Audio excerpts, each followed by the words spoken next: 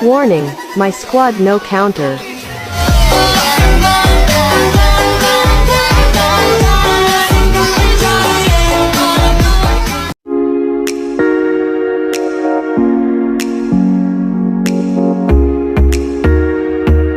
Baik, assalamualaikum warahmatullahi wabarakatuh. Saya Ihsan Muhammad Pratomo dari kelompok 1, tugas analisis linier berganda, dari mata kuliah Statistik Ekonomi Inferensial. Baik, yang pertama-tama saya akan coba memperkenalkan terlebih dahulu anggota kelompok saya. Yang pertama ada Fendi Irawan, Septia Raya, Rizik Nur Ilham, dan Jainuddin. Di sini kelompok kami mengambil topik atau mengambil judul dari sebuah kafe di Karangpawitan, dan akhirnya dapatlah judul pengaruh harga minuman kopi dari hati dan biaya produksi terhadap permintaan minuman kopi dari hati di Kelurahan Karangpawitan pada bulan Juli sampai dengan November 2022. Berikut data yang telah kami teliti dan kami sajikan di tabel berikut. Ada X1, variabel pertama yaitu harga kopi dari hati tersebut. Kemudian ada biaya produksinya yang menjadi variabel X2-nya. Kemudian ada Y-nya yaitu permintaan kopi dari hati itu sendiri. Berikut data yang telah kami sajikan. Yang pertama ada hubungan simultan dan parsial. Hubungan parsial di sini ialah antara X1, X2 dan Y ini terpisah untuk perhitungannya dan penelitiannya. Jadi antara X1, X2 dengan Y akan berbeda-beda perhitungannya. Kemudian untuk hubungan simultan X1, X2 dan Y ini akan dihitung secara bersamaan. Kemudian masuk ke dalam regresinya atau persamaannya, ada persamaan A, B, C, D, E sampai dengan F. Yang pertama ada A, kemudian A-nya di sini yaitu A sama dengan N dikali sigma X1Y dikurang sigma X1 dikali sigma Y, dan didapatlah hasil yaitu 98. Kemudian untuk B-nya yaitu B sama dengan N dikali sigma X2 kuadrat dikurang sigma X2 yang dikuadratkan, didapatlah hasil minus 8.326.104. Kemudian untuk C-nya N sama N dikali sigma X1 dikali X2, kemudian dikurang sigma X1 dikali sigma X2, didapatlah hasil 2421. Kemudian untuk D-nya ini sama dengan N dikali sigma X2Y dikurang sigma X2 dikali sigma Y, dan dapatlah hasil 4913. Untuk E-nya ini sama dengan N dikali sigma X1 kuadrat, kemudian dikurang sigma X1 yang dikuadratkan, dan hasilnya 126. Dan terakhir untuk F-nya, F sama dengan E dikali B dikurang C kuadrat, dan hasil ini cukup besar ya, minus 1.054.950.345. Kemudian kita masuk dalam maksud dari regresi tersebut dan hasil-hasilnya. Untuk tabel pertama menunjukkan variabel apa saja yang diproses. Kemudian untuk tabel kedua ini menampilkan nilai R yang merupakan simbol dari nilai koefisien korelasi.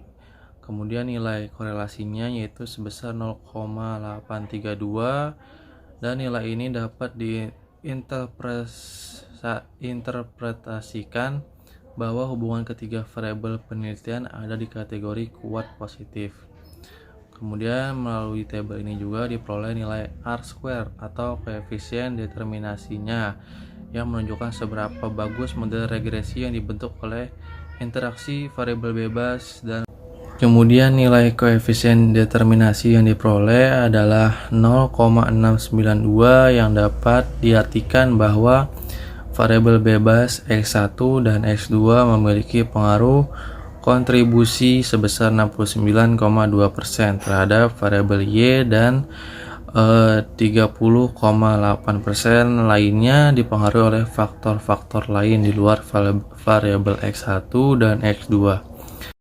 Kemudian untuk tabel ketiga digunakan untuk menentukan taraf signifikasi atau linearitas dari regresi dengan ketentuan jika nilainya kurang dari 0,05 maka model regresi adalah linear dan berlaku sebaliknya, dan diperoleh nilai 0,00 yang berarti lebih besar kriteria signifikan 0,05. Dengan demikian model persamaan regresi berdasarkan data penelitian adalah signifikan, artinya model regresi ini linear memenuhi kriteria linearitas. Kemudian untuk persamaan regresinya di sini minus A-nya ini minus 5,299 atau A-nya sini bisa bilang harga ya. Kemudian untuk B1 nya minus 1,198. Kemudian biaya produksinya yaitu sebesar 0,103. Kemudian Y nya sama dengan A plus B1 X1 plus B2 X2. Kemudian untuk Y nya ini sama dengan minus 5.299. Kemudian dikurang 1,198 X1 plus 0,103 X2. Untuk kesimpulannya, berdasarkan hasil output di atas, maka persamaan regresi linear berganda yaitu Y sama dengan minus 5,299, kemudian dikurang 1,198 X1 plus 0,103 X2. Kemudian untuk koefisien determinasi R² atau R2 nya ini sebesar 0,551 atau 55,1% jika dipersenkan. Kemudian untuk kesimpulannya, harga dan biaya produksi di sini mempengaruhi permintaan sebesar 55,1%, sedangkan sisanya sebesar 44,9% dipengaruhi oleh faktor lain yang tidak diteliti. Kemudian yang ketiga ada koefisien korelatif. R koefisien korelatif di sini sebesar 0,742 atau korelasinya positif kuat. Dan kesimpulannya, antara harga dan biaya produksi terhadap permintaan merupakan korelasi yang positif kuat. Artinya jika harga dan biaya produksi naik, maka pembelian kopi atau permintaan kopi dari hati ini akan ikut naik juga. Kemudian koefisien korelasi antara X1 terhadap Y. R di sini nilainya minus 0,329, jadi negatif, karena jika B1 dan X1 nya negatif, maka R atau korelasinya pun menjadi negatif dan korelasinya negatif kuat. Jadi korelasi antara harga dan biaya produksi terhadap permintaan kopi dari hati merupakan korelasi yang negatif kuat. Artinya jika harga dan pendapatan naik, maka pembelian kopi dari hati akan ikut turun. Kemudian koefisien korelasi X2 terhadap Y.